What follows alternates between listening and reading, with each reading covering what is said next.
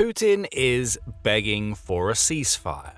Ukraine has one resounding answer: no chance. As Russia prepares for a stripped-back Victory Day parade that will stand as a monument to its weakness, Ukraine is cranking up the pressure to remind Putin that nowhere in Russia is safe. Moscow is on its knees after brutal Ukrainian deep strikes that show us something huge. Ukraine can hit deep into Russia with an intensity that terrifies Putin. On May 7th, the news broke that Ukraine's drone operators had pulled off one of their most impressive strikes against Russia yet. A 347-drone swarm descended on Russian territory, taking in practically every region of Russia that matters, including the most important one of all, Moscow. The strike came just a couple of days ahead of what is supposed to be Russia's Grand Victory Day parade, and it served as a warning to Putin that Ukraine can hit that parade anytime it wants. We'll get to what Ukraine hit in a moment. First, the message is as important as the strike here. What Ukraine just did is expose the fact that Moscow is a target, even at a time when it's more protected than ever before. Air defenses have been pulled back, and Putin is doing everything that he can to stop Ukraine's drones in their tracks. None of it is working. Ukraine just keeps going deeper. Ukraine's massive overnight strike targeted several key military facilities in Russia, including a logistics complex near Moscow. The Escalation Plus Telegram channel has the scoop as it published a video showing the smoke rising from the Nara production and logistics site in Naro-Fominsk, which is southwest of Moscow itself. That massive facility, which the Kyiv Post reveals is operated by the Russian Defense Ministry, is spread across 0.77 square miles of territory, and it's primarily used as a storage point for military cargo that Russia intends to send into Ukraine for its armed forces. Ukraine wasn't done there. Moscow may have been the main target, but it wasn't the only one during the evening leading into May 7th. Escalation Plus shares several more videos, at least one of which is from Russia's Bryansk region, that reveal how Ukraine's drones scored several hits by circumventing Russia's crumbling air defenses. All told, Ukraine targeted 20 regions inside Russia during its massive strike, including the Samara, Tula, Tver, and Rostov oblasts. Attacks also occurred in occupied Crimea, as well as against sites in the Black, Caspian, and Azov Seas. Russia is livid. It has immediately gone on a propaganda attack against Ukraine, labeling what it pulled off as a sort of terrorist action, especially as Ukraine targeted Russia's capital city. That's rich for a few reasons. Ukraine didn't strike residential buildings in Moscow. It targeted a military facility that is keeping Russian troops supplied on the front lines. That's not terrorism. It's defending yourself against an aggressor that has invaded your lands. And above all else, Russia's cries of terrorism ring hollow when Putin is ordering drone strikes against Ukrainian cities, including Kyiv, almost every day.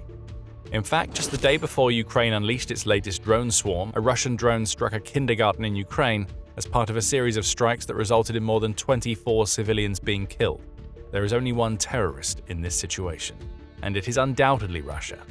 Of course, Moscow is trying to downplay Ukraine's attack. The Moscow mayor, Sergei Sobyanin, only reported that air defenses supposedly managed to shoot down 11 of Ukraine's drones, and that emergency crews were working at what he called debris impact sites.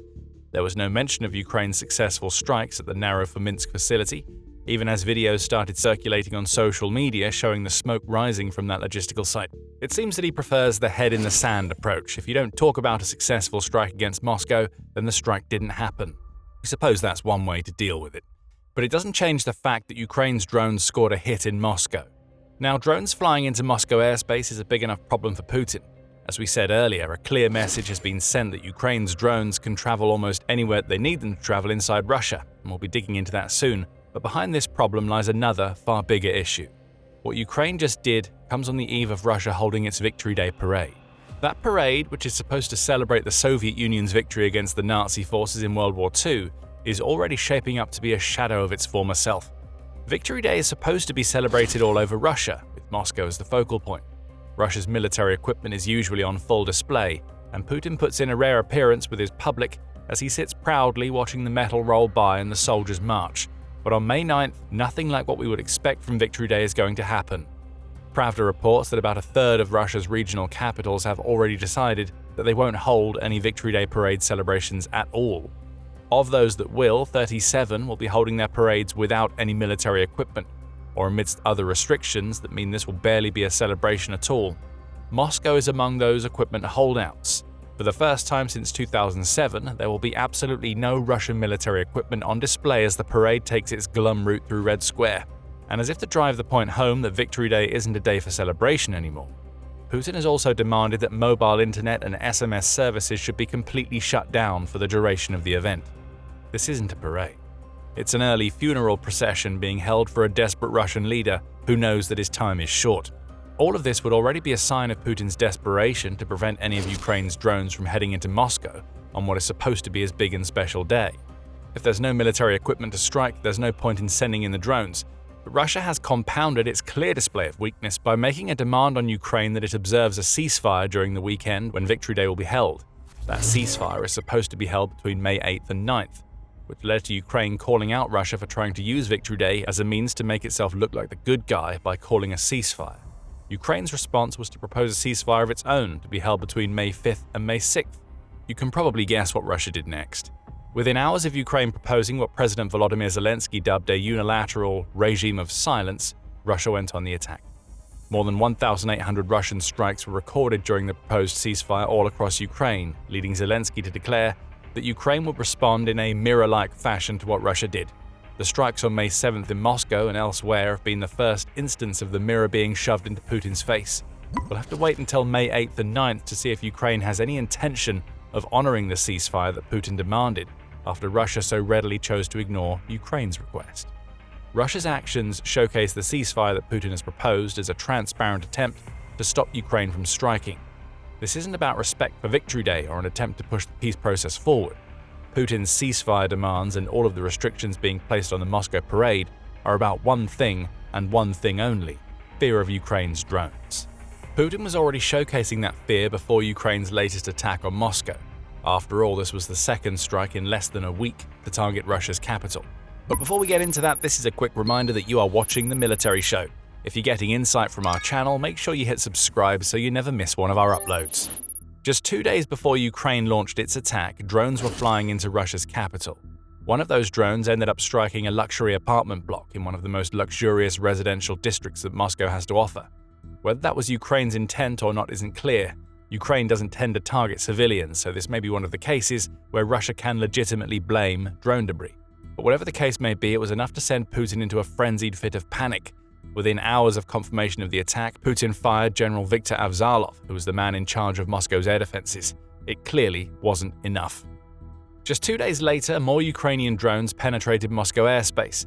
They found targets that were much more valuable than what they found on May 5th. What Putin's snap reaction to Ukraine's drone swarms shows us is that this is a man on the edge. He can see that Ukraine is intensifying its drone attacks. Moscow is not only on the docket, but is now within range of Ukraine's latest generation of long-range drones, to the point where Kyiv can launch repeated attacks. Russia's Victory Day plans are already in tatters, and now that Russia has shown that it isn't willing to honor Ukraine's request for a ceasefire, Putin and his cronies have to be wondering if it's even worth holding what's left of their parade at all. Ukraine knows the damage that it's inflicting on Putin's psyche, and it's more than happy to let Russia's leader know about it. Just a day before Ukraine's latest attack on Moscow, Ukraine made it clear that it has outright rejected any calls from Moscow for a ceasefire or truce to mark Victory Day. An unnamed official who spoke to the Kyiv Independent said, "We just don't see the point to follow it for the parade," which essentially translates into Ukraine letting Putin know that it isn't going to fall for any of his tricks. Could a follow-up strike be coming for Moscow on May 9th? If it is, Ukraine likely won't be hitting the parade itself. There's no point, given that there will be no military equipment on display. But there's something poetic about the notion of Putin, or one of his body doubles, watching the drab parade that Moscow will hold go by as Ukraine's drones crash down on military facilities in the Moscow region. Through all of this, Russia is trying to project power, even as Putin's fear and paranoia reach levels that we've never seen before. In the wake of Ukraine's attack on Moscow, Russia has sent out warnings to foreign embassies in Kyiv that their staff should evacuate now. Why? Moscow's reason is that if Ukraine attacks Russia during Victory Day, Russia will respond with inevitable retaliatory strikes. This isn't some leaked missive either. The spokeswoman for Russia's foreign ministry, Maria Zakharova, published a video on Telegram to deliver the warning to the embassies in question. The ludicrous nature of this turn of events is palpable. Russia's defense ministry used an app that Putin is actively trying to ban to deliver a message to people who aren't involved in the war at all. Russia's hypocrisy is off the charts. But what do you expect from a nation that is trying to come up with any panicked response that it can to use Ukraine's use of the last few days to prove that its drones could destroy Russia's Victory Day parade if Kyiv chooses to do so? Again, it's all about fear. Fear of Victory Day being disrupted. Fear of Ukrainian drones striking Moscow. Fear of the power that Putin has unleashed by launching one of the most ill-fated invasions that the world has ever seen. But let's come back to Ukraine's May 7th attacks for the rest of the video. That attack shows us three things, each of which is more devastating to Putin and his cronies than the last. First, Russia's military failures are spreading well beyond Ukraine's borders and right up to its capital city. There can be no other way to describe what Russia has planned for its Victory Day parade. Mobile internet services don't get shut down by nations that aren't racked by fear. Parades that are supposed to showcase military might don't get scaled down into near non-existence by a nation that believes it is as strong as it claims to be.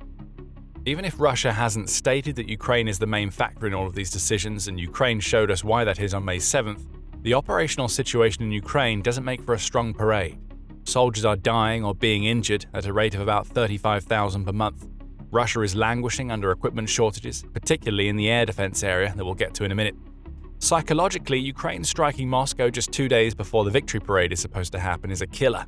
Putin is right to be scared. He has to deal with the fact that the Russian people are starting to see through all of his claims that only he can protect them. How could that be true? The smoke rising out of Minsk shows the Russian people that Putin can't even protect a key military installation, never mind the people of Moscow. Next up, Ukraine's long-range drones.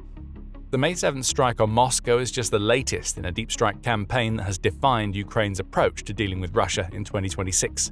With each passing month, Ukraine's drones travel deeper and are fired at Russia in greater numbers than the month before. What was once an area of Russian dominance has been turned on its head by Ukraine to the point where Ukraine has just achieved parity with Russia on long-range drone intensity. Ukraine has pulled ahead. In March, Ukraine launched over 800 more drones into Russia than Russia launched into Ukraine, with the specific numbers being 7,347 for Ukraine and 6,462 for Russia. That's a turnaround that nobody saw coming, and it tells Putin that Ukrainian drone manufacturing has ramped up to such a degree that Ukraine can now afford to attack Moscow alongside other Russian regions.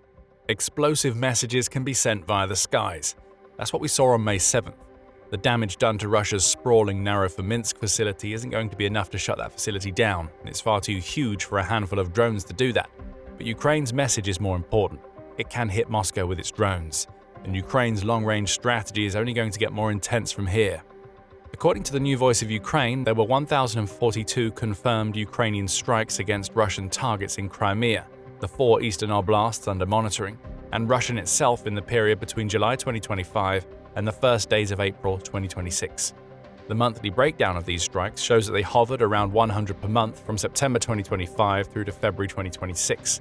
Then March happened. Ukraine took out 288 targets in that month, which is far more than double the number launched in the month before. And in the first 10 days of April, Ukraine had already hit 99 targets. By the end of the month, Ukraine had doubled the number of middle-range strikes that it carried out in April compared to March. Add long-range strikes into Russian territory, and you get a campaign that is growing in intensity with each passing month. Again, the message is clear: the swarms are coming. Ukraine has clearly established a production pipeline that allows it to strike Russia whenever it wants, and that means that Moscow will never be safe, especially not during Victory Day, given that Ukraine says it won't be observing Putin's desperate calls for a ceasefire. Third, and finally, there's the big reason why those calls from Russia's president are so desperate. Russia's air defenses are stretched to the point of breaking. If Ukraine's May 7th strike shows us anything, it's that Moscow doesn't have the air defenses that it needs to defend itself properly against a Ukrainian attack. Think about the numbers.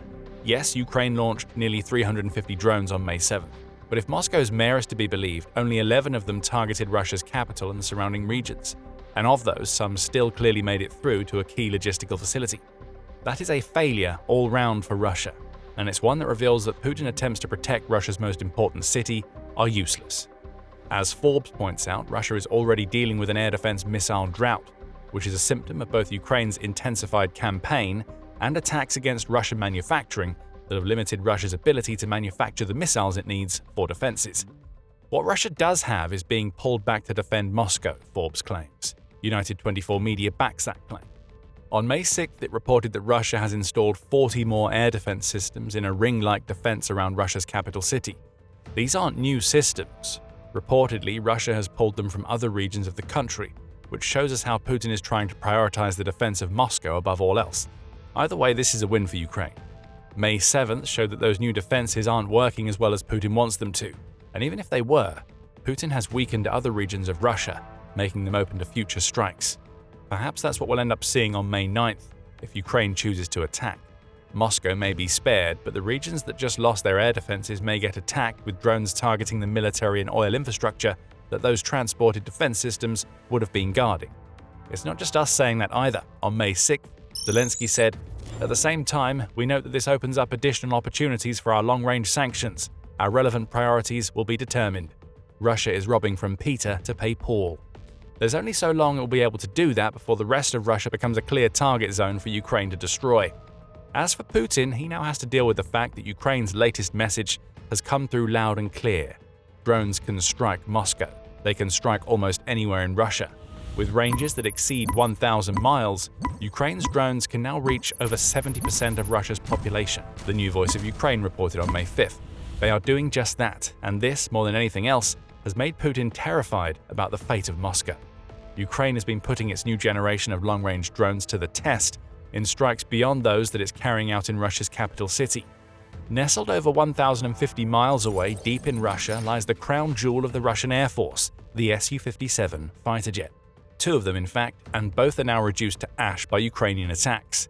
Find out more by watching our video. And if you enjoyed this video, remember to subscribe to The Military Show to see more coverage of the latest developments in the Ukraine war. And thank you as always for watching.